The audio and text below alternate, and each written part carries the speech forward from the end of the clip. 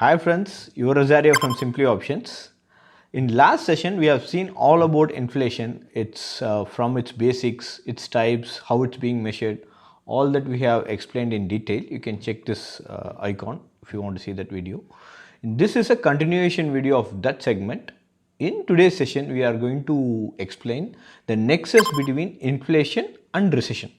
How inflation can lead into recession and what's going to be the effect on our Indian stock market. Whether we are going to see the Nifty at 14,000 levels or at 18,000 levels. These questions we will answer in this session. Let's get started. Okay, the first topic is recession incoming.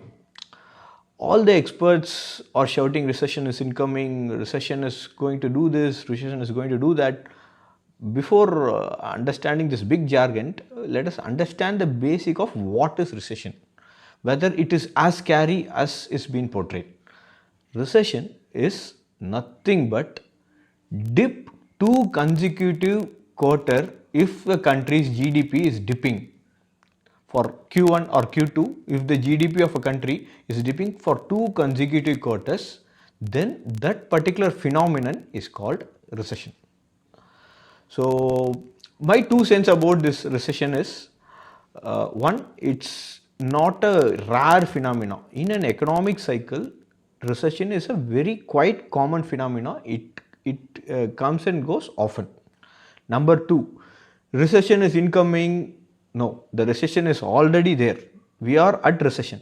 Given by this definition of 2 consecutive fall in GDP, we are already at recession. So recession is not scary as it's been portrayed. What is scary is depression. Depression is a very rare phenomenon. Last time we saw depression in the year of 1929.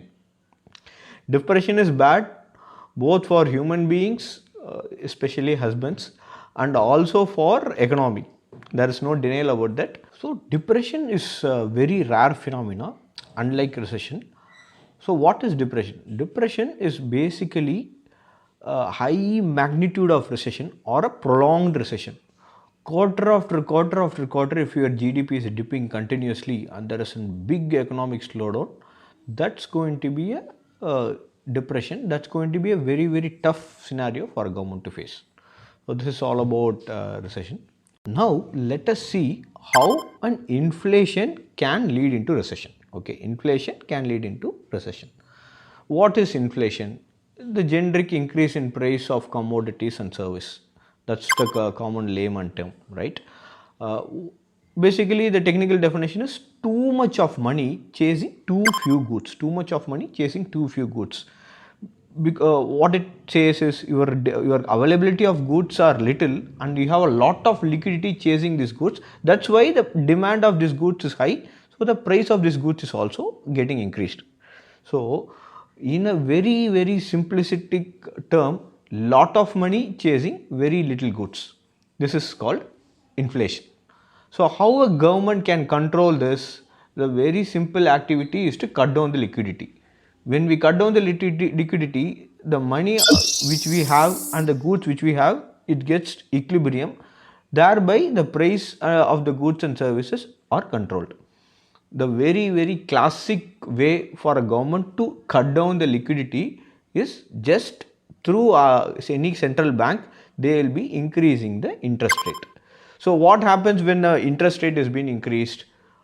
Those who are about to borrow, they will cut down the borrowing. Those who have already borrowed, now they will be paying higher interest. So which means the fund from their kitty is going out, outflow is very high. So their liquidity also getting reduced. And what happens? The government security bonds and other FD interest rates are higher. So people who are doing any risky business, they will cut down that activity and they will park the entire money in FDs. So due to which the liquidity in the economic cycle, that also comes down. So by one action increasing in the interest rate, the liquidity comes down automatically.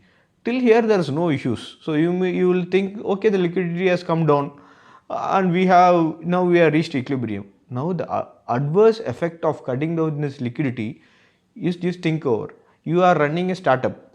You were buying all your goods and services through a funded borrowings. Now you will have to pay higher interest rate. So what is your next course of action? You'll be cutting down your input raw materials. You'll be buying less raw materials, or you'll be cutting down your labors. All these things you will be forced to do because you need to match the interest cost, the higher interest cost which you are about to pay. So by which you are automatically slowing down the economy. Each and individual business, they will be cutting down labors. A lot of laborers will go jobless, and you will be buying very less goods that will disrupt the entire supply chain. So thereby again the entire supply chain, they will be producing less and you will be buying less. So all this will happen. That is going to slow down the economy. So what happens? Inflation leads to higher interest rate. Higher interest rate leads to economic growth. What is economic? If the economic growth is slowed down, that is going to affect our GDP. If 2 consecutive quarters our GDP is getting affected, that will lead to recession. So this is how the inflation can eventually end up in recession. Now the $1,000,000 question: Nifty at 18,000 or 14,000 1 year from now? To answer this, that will take a big taking, because there are a lot of unknown variables which is going to impact the position. Okay, so what all the unknown variables we have? What is going to be the Russia-Ukraine war status? What is going to be the COVID situation from here on? Because these two things have disrupted the entire global supply chain economy. Russia is having a lot of natural gas and other things which they are now unwilling to give to the European countries. Thereby their fuel cost and other costs got increased. That has led to inflation. And COVID, lockdowns has also slowed down the economy. So these two preliminary factors is going to be the key factor which is going to decide our future. For me, at least COVID, we are almost through. There are new variants are coming, but we might get over this. Russia-Ukraine war is going to be one of the unfolding things. But if I have to take a stand and I have to give some answer to this, I think we will not end up neither with a bull market nor with a bear market. We will neither go to 18,000 nor we will crash down to 14,000. It's going to be a bunny market. We will have some pullback. We'll go to 17,000 levels, and then again some news about recession and central bank rate hikes. Again we will fall down to 15,000 levels, and again there will be some counteraction measure. So I would say we will be in a bunny market rather than a bull market or bear market. So one trade idea which I can give you is, you can get into leaps. December 14,000 put option and 18,000 call option, both are trading around 250 rupees. You'll collect around 500 rupees premium, which is somewhere 25,000 rupees for a capital of 1.25 lakhs, which is approximately 20% return for next 6 months. That's going to be one of the trade area which I can give. We have done a separate video on leaps. You can check out on this link as well. So this is all about inflation, recession, and how it's going to impact in our stock market. Hope you found this video useful. We will connect in yet another useful session. Cheers. Goodbye.